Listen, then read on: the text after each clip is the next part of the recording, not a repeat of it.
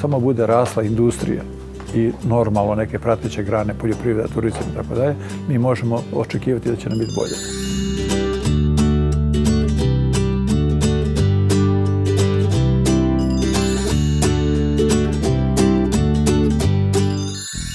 Srbija po svim parametrima zaostaje i za regionom i za Evropom, tako da dovoljno je samo kod poredite podatke da sve to što smo postigli u ovom periodu, to je tako malo da nismo dostigli ni GDP iz 2008. godine i ne možemo se hvaliti sa tim, sa nekim malim uspesima koji su beznačajni ili pozitivna nula ili nešto iznad nule. Moramo iskoračiti brže, da bismo to uradili moramo stvoriti ambijent.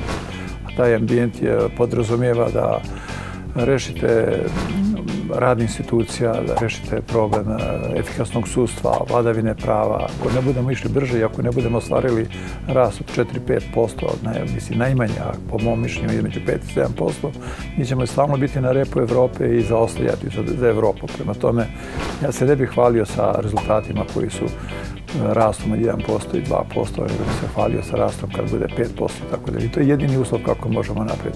Do toga možemo samo ako stvorimo ambijent za investiranje kako domaćih investitora, tako i stranih investitora, jer svake godine sve ih je manje i manje u Evropi i sve više i više beže neke druge destinacije. Mora postojati jedno igralište gde su pravila jasna, da su pravila evropska. Znači ne naša, nego pravila evropska i na toj igralištu da igraju podjednako i domaći i strani investitori i normalno da onda iza toga ako samo bude rasla industrija i normalno neke prateće grane, poljoprivreda, turizam i tako dalje, mi možemo očekivati da će nam biti bolje.